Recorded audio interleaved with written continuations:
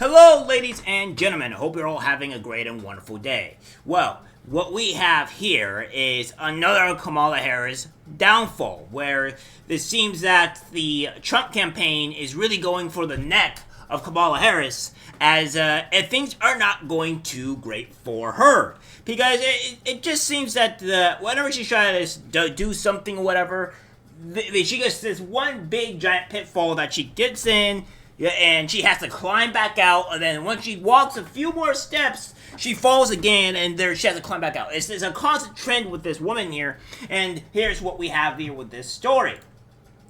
We have Trump campaign files FEC complaint against Harris over use of Biden's $91.5 million war chest as fraudulent. The Trump campaign accused Vice President Harris on Tuesday of engaging in largest campaign finance violation in American history in a complaint to the Federal Election Commission over her attempt to use political donations made to President Biden. Kamala Harris is seeking to perpetrate a $91.5 million heist of Joe Biden's leftover campaign cash, a brazen money grab that would constitute the single largest excessive contribution and biggest violation in the history of the Federal Election Campaign Act of 1971. Trump campaign general counsel David Warrington wrote in a grievance to the FEC. The complaint was filed against Harris. Biden, the 81-year-old president's principal campaign committee, renamed Harris for president on Sunday and the committee's treasurer. It further describes an effort to repurpose the $91.5 million left in Biden's campaign account to Harris as fraudulent and a mockery of her campaign finance laws. Warrington argues that there is no provision in federal campaign finance law for Kamala Harris to take over Joe Biden's candidacy and assume control of his campaign by simply amending forms on file with FEC. He also claims that Harris, 59, is ineligible to inherit Biden's war chest because she did not file a statement of candidacy designating Biden for president as one of her authorized committees. The complaint refers to Harris as a separate individual candidate competing for the Democratic Party's nomination, and reasoning that the transfer of funds amounts to a massive excessive contribution from Biden for president to the vice president. The commission must immediately find reason to believe and quickly end this ongoing violation, Warren's letter concludes. So, Harris campaign spokesperson Charles Lutvick called the complaint baseless. Team Harris will continue to build on our more than 250 coordinated offices and more than 1,300 coordinated staffers across the battleground states. So again, we're going to be going over exactly why this is a huge problem, because we'll talk about the whole situation and why Kamala Harris is committing such a huge, egregious problem in its political candidacy here, and how this is even being allowed, right? So we have this from Patrick Webb saying, Democrats are asserting that legality of transferring Biden's campaign funds to Kamala Harris' campaign and are requesting that the FEC uphold this interpretation of the law. This follows questions raised by FEC Chairman Sean Cooksey, who contains that such transfers are illegal and against FEC finance laws, insisting that the funds should be returned to donors. Alright, it goes on to say here that Dear Chair Cooksey, as ranking member of the committee charged with oversight of the Federal Election Commission, FEC, I write to clarify a possible misrepresentation that appeared on your recent social media activity that may sow misguided doubt and confusion about the state of the presidential election and the Commission's impartiality.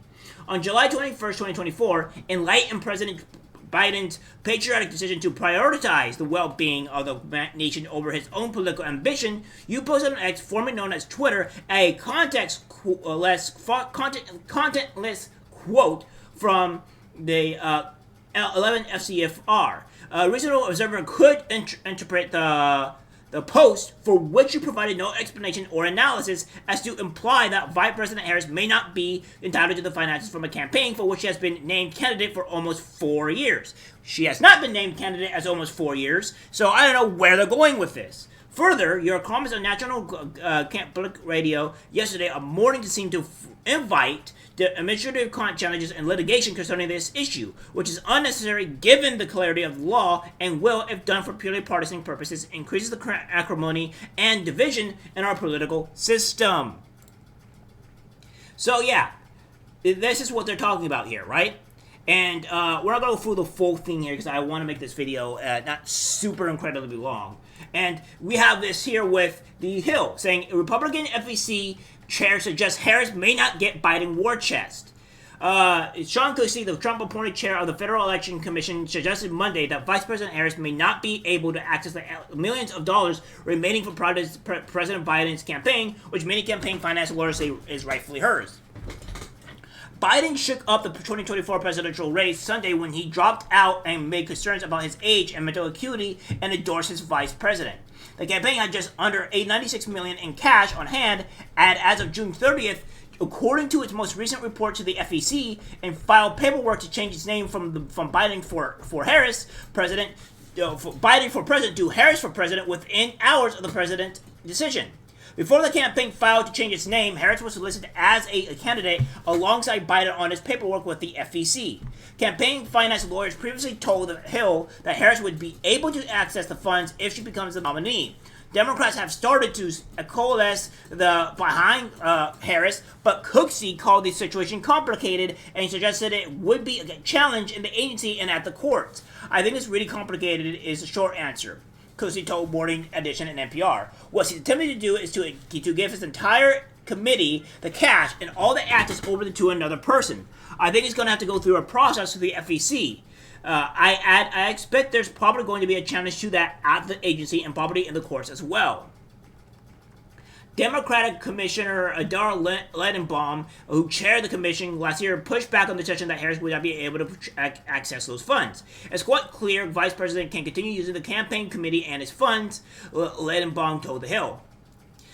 Steve Roberts, former general counsel to Republican presidential candidate Vivek Ramaswamy, was also skeptical of Cooksey's comments. This interpretation is likely wishful thinking.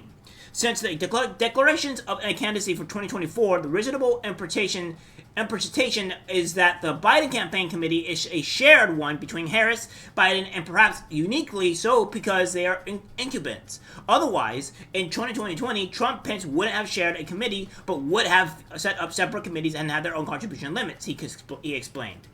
Cooksey was appointed to the FEC in 2020 by then President Trump, who last week accepted Republican presidential nomination in Milwaukee. While Cooksey told NPR it is entirely reasonable to scrutinize the political motivations of members of the six-person commission, which may have no more than 3 members for each political party at any given time, he defended his record. I always try to approach these issues based on what the law requires and what is the best policy and not what's going to give people a certain partisan advantage in the short term. Cooksey has sided with the Democratic candidates and committees in controversial opinions that have angered many campaign finance reform advocates, including recent decisions that allow candidates to raise unlimited funds for state-level ballot measures, remove restrictions from certain mass text messages, and make it easier to candidates and super PACs, which can raise unlimited sums of money to coordinate on canvassing. Roberts said that while the transfer may face challenges, the short time frame between the Democratic National Convention next month and a general election in November will be a challenge. The Trump campaign should and likely will challenge the use of funds, but the FEC will be unable to prevent anything given the extremely short period of time between now and when the Harris campaign will start drawing down those general election contributions post-convention, Roberts said. So, I want to explain this to you guys a little bit and kind of show you what this kind of goes on in here, right? So, let's put this in perspective. So, say for instance, you have a whole bunch of people that are voting for this one specific person, right? I.e., Joe Biden. Or you could say about yourself or myself. Say for instance, I am the actual nominee. I'm the candidate here. I'm the person that you are voting for, right? And you're just kind of like a side person that is also here alongside me. People and the delegates and the investors put all their money towards me, and because that's who they're voting for. They believe that I can win the nomination. I can be the next president. That's what they're supporting for. That's what we're going for. All right, good. That's all fine. But for whatever reason, I step down from this and I say, well, I am now endorsing this, and now all my funds is going to this other person here. Well, how is that fair to going towards one of you guys that are in the chat or what have you? That's my candidate.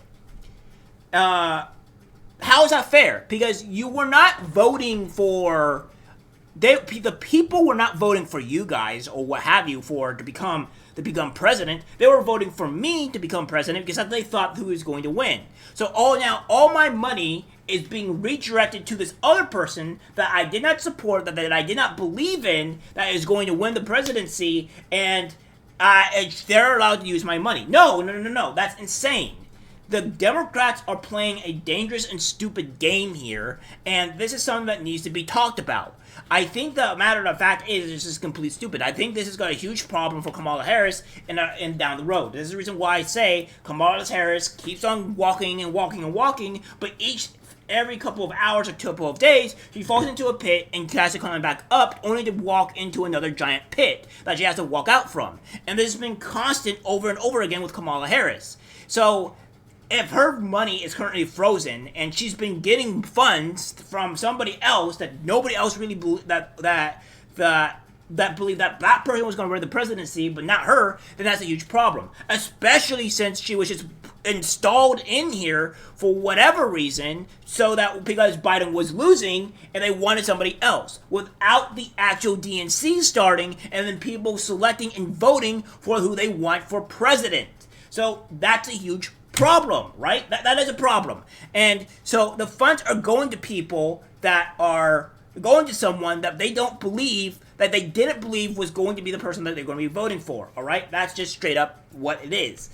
Now, the funds should be drawn back, given back all the way to the investors and to the delegates. All that stuff should be going back to them. And then when the DNC starts and they announce who the actual president is going to be, who is going to be the candidate, and who's going to be the VP, then they can start funding and giving people the money that they want, because that's be legal. However, this is not legal in any stretch of the imagine, and this is a problem with Kamala Harris. So we'll see how this goes, but I don't think it's going to go too well for her. I think this is going to be a problem. Either way, this is another hurdle that Kamala Harris has to go over, and we'll have to wait and see. As I said, guys, as the story develops, this is going to get more crazy and crazy as the things go on. And by the way, the past two stories, the past two articles I've been reading or whatever, is about a week ago, give or take. So this did not happen today. This did not happen yesterday. This happened like 3 or 4 days ago about that. So this did not happen today. So plain and simple. Alright guys, that's it for the video. Like, subscribe, share. As always, take care, my friends. I'm disgusted by what I see in public. Even people closest to us can't be trusted. This is algorithmic disease, the social media.